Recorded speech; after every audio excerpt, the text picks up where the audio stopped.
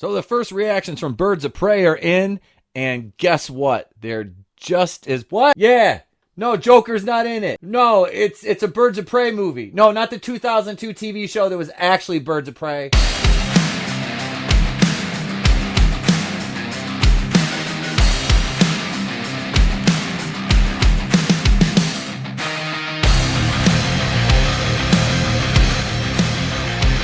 No, this is something else. Well, they couldn't put her by herself. Nobody would go to see it except a bunch of weirdos. That's a shame. I know, right? No, not Wolf of Wall Street. Homeless prostitute hanging outside a strip club. Yeah, like Last Call. Yeah, they serve alcohol. In a meth neighborhood. That's what she looks like. Fight scenes? Think Batwoman. That's a shame.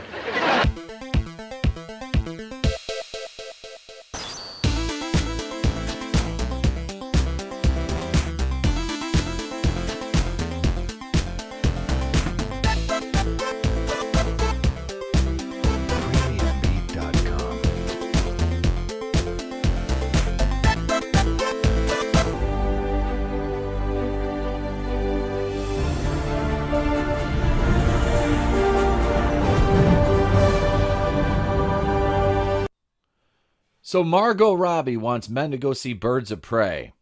Well, I guarantee you that if she looked like she did in Wolf of Wall Street, more men would go see it. No, this movie just doesn't look good to me. It just doesn't appeal to me. I mean, okay, so this movie is supposed to like subvert the male gaze with their outfits and whatnot. Okay, they want to be taken. Margot Robbie hopes men will watch Birds of Prey and the whatever garbage Harley Quinn.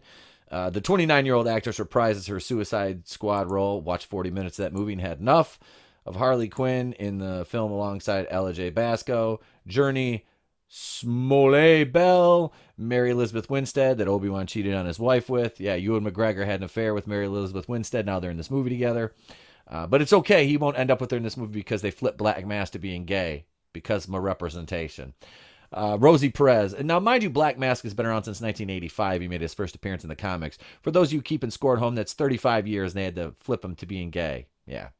And she doesn't want, not that there's anything wrong with that, except the fact that it's a pre-established character. You could have created a new character, but that would require effort, talent, skill, things like that. Creativity. Robbie said she doesn't want the female-heavy cast, and director Kathy Yan, who has literally barely any screen credits, no big screen directing credits, only some indie stuff and shorts, to put guys off seeing the film because she believes they will find something to, quote, relate to.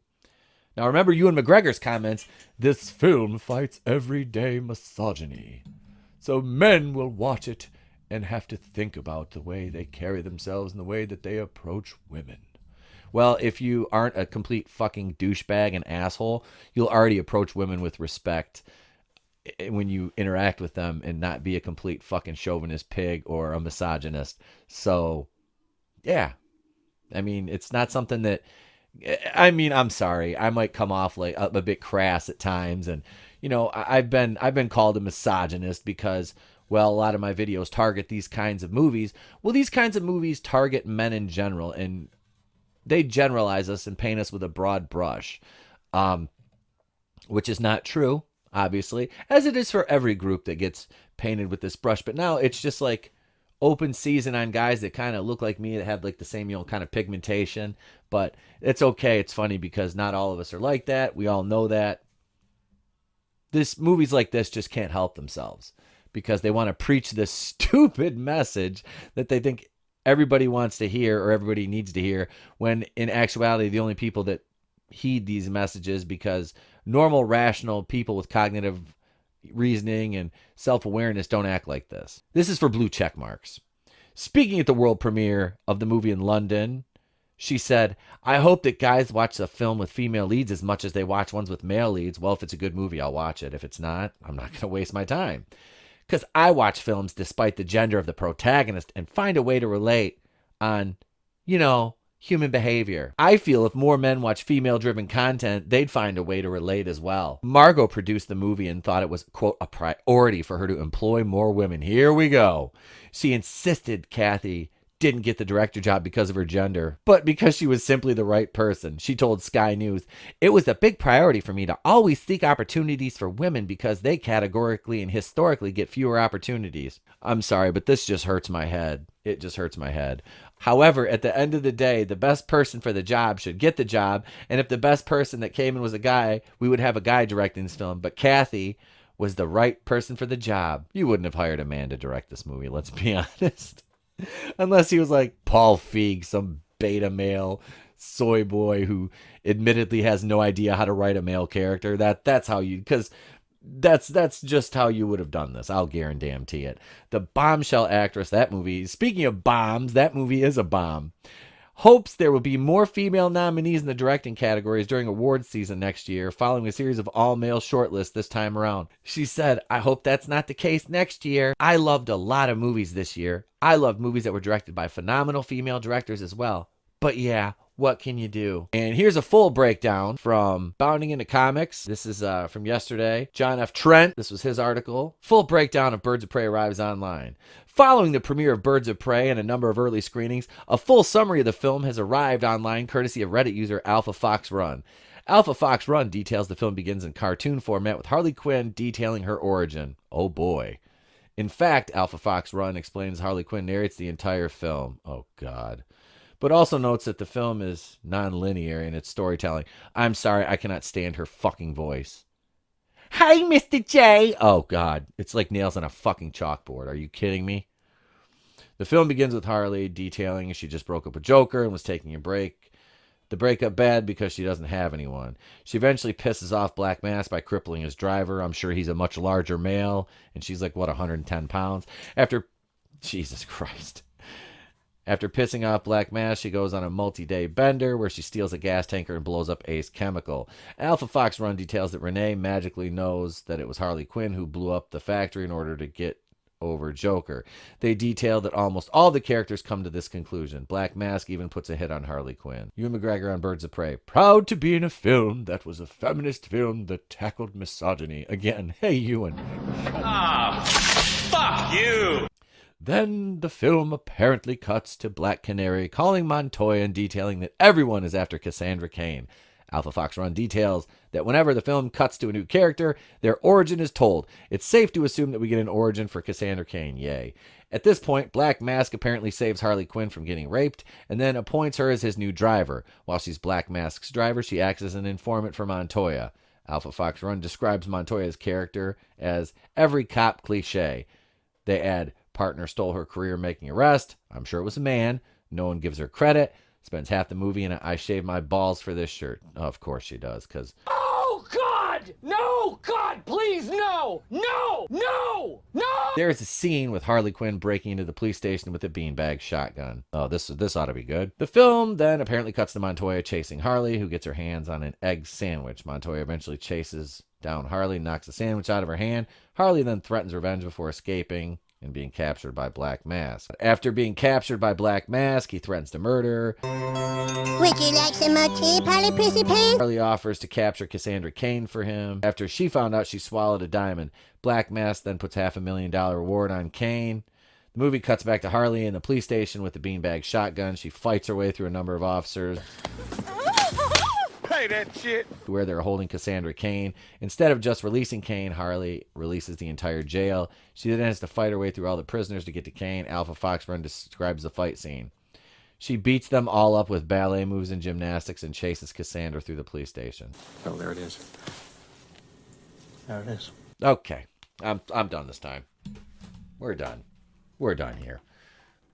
You know, I said that I didn't buy Margot Robbie as a fighter in anything because, I mean, yeah, but this is...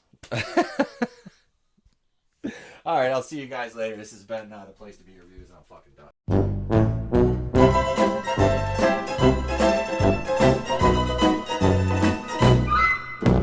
No, I can't do this. It's stupid. Do I really want to finish? That's what she said.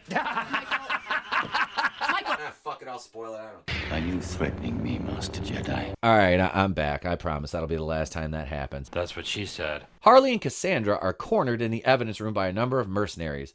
Harley takes care of these guys rather easily. Okay, seriously. Fuck, come on. Come on. Oh, God.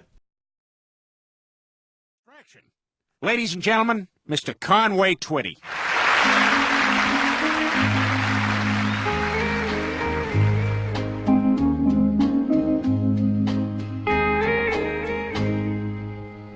I see the spark. All right, I promise that won't happen again. However, a number of gun-toting mercenaries show up. Harley has to take cover behind a pallet of cocaine. You useless pustule! Due to the gunfire, Harley breathes a bunch of cocaine and then goes on a rampage, disarming all of the mercenaries, breaking most of their legs. Are you fucking kidding me? Like, seriously, this is how you're going with this? This is what you're gonna do? Harley then wins over Cassandra Cain's trust by tricking her. It's unclear what she does, but Harley eventually begins instructing Cassandra Cain on life lessons. That's a shame. She takes her on a shopping trip and introduces her to her Chinese landlord. While at Harley's apartment, they eat some cereal together. Oh, this sounds like a fucking great movie.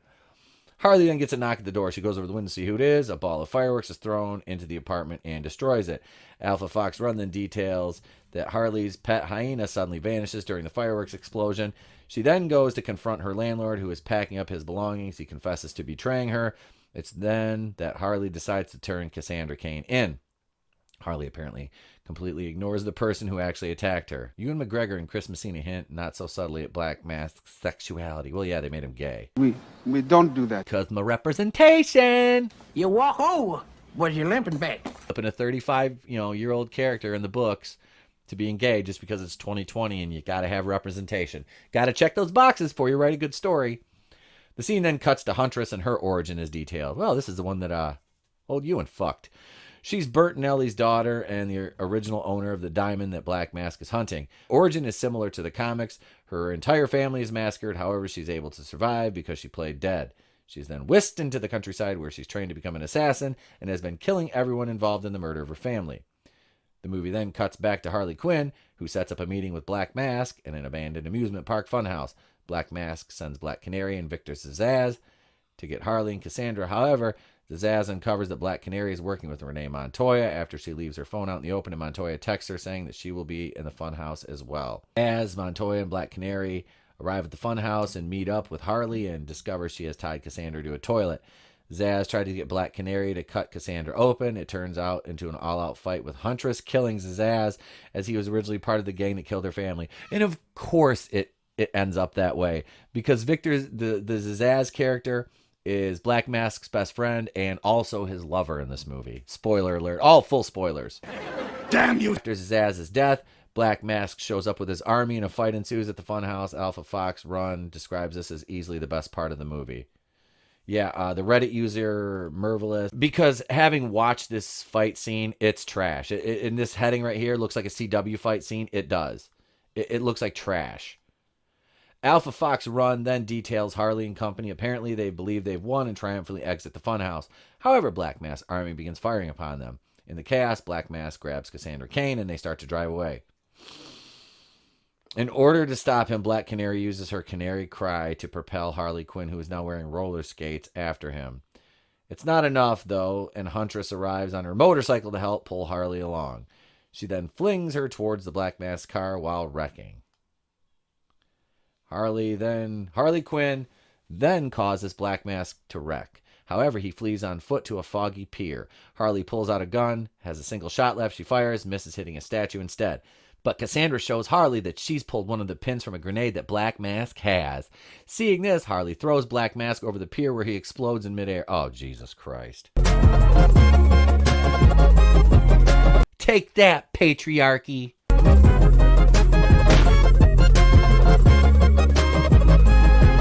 The film winds down with Renee Montoya quitting the police force. Huntress uses her family's wealth to fund a brand new crime fighting team, the Birds of Prey, which includes Montoya and Black Canary.